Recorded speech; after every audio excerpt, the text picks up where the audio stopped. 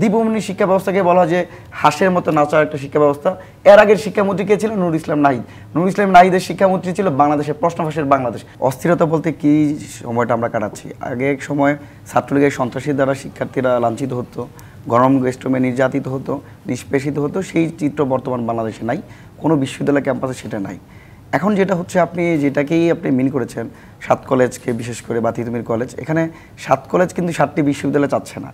আর প্রথম কথা হচ্ছে এই প্রত্যেকটা কলেজ কিন্তু ঢাকার ঐতিহ্যবাহী 7টি কলেজ, এবং তারা যারা ভর্তি হয়েছে, এখন আমি যদি বলি আমি কিন্তু পড়াশোনা করছি ঢাকা কলেজে, আমি কিন্তু ঢাকা কলেজের শিক্ষার্থী হিসাবে ঢাকা কলেজের নাম দেখেই ভর্তি হয়েছে, এখানে অ্যাডমিশন দিয়ে সেখানে ভর্তি হয়েছি। এখন আমাদের ওখানে একটা বিষয় আছে যে 7 কলেজে প্রায় 1.5 লাখের অধিক শিক্ষার্থী, এখানে হঠাৎ করে বাণিজ্যিক উদ্দেশ্যে, ব্যবসা করার উদ্দেশ্যে ঢাকা বিশ্ববিদ্যালয়ের উপর চাপাই দেওয়া হয়েছে। জাতীয় বিশ্ববিদ্যালয় থেকে 7 কলেজকে যে মানে বাইর করে দেওয়া এবং ঢাকা বিশ্ববিদ্যালয়ের সাথে অন্তর্ভুক্ত করা কোন প্রক্রিয়া হয়েছে, এবং এই প্রক্রিয়া অন্তর্ভুক্ত করার পর 7 কলেজের শিক্ষার্থীদের মান কতটুকু উন্নত হয়েছে আমরা দেখতে পেয়েছি। ফর্ম ফিল আপ এটা সেটা নিয়ে প্রতি বছর টাকা নিতে পারছে, কয়েকশো কোটি টাকা এখানে নিতে পারতেছে ঢাকা বিশ্ববিদ্যালয় প্রশাসন, কিন্তু সেই অনুযায়ী শিক্ষার্থীরা কিন্তু ওইভাবে লাভবান হচ্ছে না। আরেকটা বিষয়, বিচ্ছিন্ন কিছু ঘটনা অবশ্যই আছে। তিতুমির কলেজ তারা একান্তই ব্যক্তিগতভাবে তারা তিতুমির বিশ্ববিদ্যালয়ে যাচ্ছে, এবং সেখানে আমরা দেখতে পেয়েছি ট্রেনের উপর ইট পাটকেল নিক্ষেপ করেছে, যেটা খুবই উদ্বেগের বিষয়। এবং পরবর্তীতে আমরা দেখতে পেয়েছি সেই আন্দোলনকে কেন্দ্র করে প্রায় 17 জন ছাত্রলীগ বা নিষিদ্ধ ঘোষিত সংগঠন ছাত্রলীগের 17 জন শিক্ষার্থীকে আমরা সেখানে দেখতে পেয়েছি। তার মানে হচ্ছে যে এই যে শিক্ষাঙ্গনের অস্থিরতা, বিগত সময়ে ছাত্রলীগের চরিত্র ছিল ক্যাম্পাসে শিক্ষার্থীদের ভয় রাজত্ব করে, এখন আবার কি করতেছে, বিভিন্ন ছত্রছায়া, বিভিন্ন মানে পর্দা দিয়ে আড়াল করে তারা ক্যাম্পাসে শিক্ষার্থীদের মধ্যে বিভিন্ন রূপে তারা ফিরে আসতে চাচ্ছে। সেটা একটা বড় একটা চিন্তার বিষয়। আমরা এর আগে যখন 7 কলেজের শিক্ষার্থীদের একটা আন্দোলন দেখতে পেয়েছি, সেখানেও ছাত্রলীগের ইন্ধন ছিল।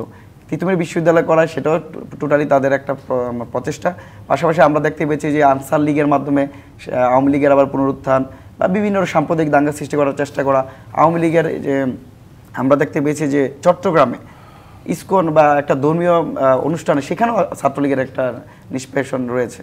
আমি সব কিছু মনে হয় যে আমাদের শিক্ষার্থীদের আরও বেশি সচেতন হওয়া উচিত। আমরা যেভাবে ফেসিবাদের বিরুদ্ধে লড়াই করেছি, ফেসিসকে ঐক্যবদ্ধভাবে প্রতিরোধ গড়ে তুলেছি, আমাদের দাবি দেওয়া থাকতেই পারে, কিন্তু আমাদের দাবির একটা লিমিটেশন থাকা উচিত। এই 7 কলেজ চাইলেই 7টি বিশ্ববিদ্যালয় হয়ে যাবে, বা একটি বিশ্ববিদ্যালয় হওয়ার অবকাঠামোগত দিক আছে কিনা, বা এই সরকারের সেই ভিত্তি আছে কিনা, সেটাও আমাদের বুঝতে হবে। তবে এই সময়টা আমাদের যেন পড়াশোনার মান যেন মানে উন্নতির দিকে দাবিত হতে পারে, আমাদের যে সংকটগুলো আছে সেই সংকটগুলো যেন আমাদের যারা বর্তমান দায়িত্বে আছে তারা যেন অ্যাড্রেস করে, সেটা আসলে খুব গুরুত্বপূর্ণ বিষয়।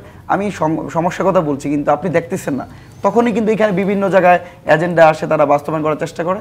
আমি মনে করি অন্তর্বর্তীকালীন সরকারের অন্যতম গুরুত্বপূর্ণ একটা দায়িত্ব উচিত শিক্ষা ব্যবস্থা নিয়ে কাজ করা, যেটা খুবই উদ্বেগের বিষয় যে অনেকগুলো কমিশন আমরা দেখতে পেয়েছি, পুলিশ সংস্কার কমিশন, জনপ্রশাসন সংস্কার কমিশন, নির্বাচন সংস্কার কমিশন বা সংবিধান সংস্কার কমিশন। একটা রাষ্ট্রের গুরুত্বপূর্ণ যে বেসমেন্ট শিক্ষা সংস্কার কমিশন বা শিক্ষা নিয়ে কোনো কিছু আমরা দেখতে পাচ্ছি না। গবেষণা থেকে শুরু করে বিভিন্ন বিষয় তো নাই।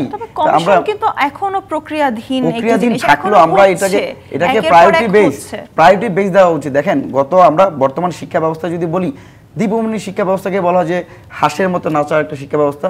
এর আগের শিক্ষামন্ত্রী কে ছিল? নুরুল ইসলাম নাহিদ। নুরুল ইসলাম নাহিদের শিক্ষামন্ত্রী ছিল বাংলাদেশের প্রশ্ন ফাঁসের বাংলাদেশ। সুতরাং এই যে গত 2-3টা টার্ম 15 বছরের শিক্ষা ব্যবস্থা যে বেহাল অবস্থা, এখান থেকে যদি আমি ভালো টার্ন ওভার করতে না পারি, বাংলাদেশ থাকবে না। বর্তমানে যারা পড়াশোনা করছে কিসের ভিত্তিতে পড়াশোনা করছে?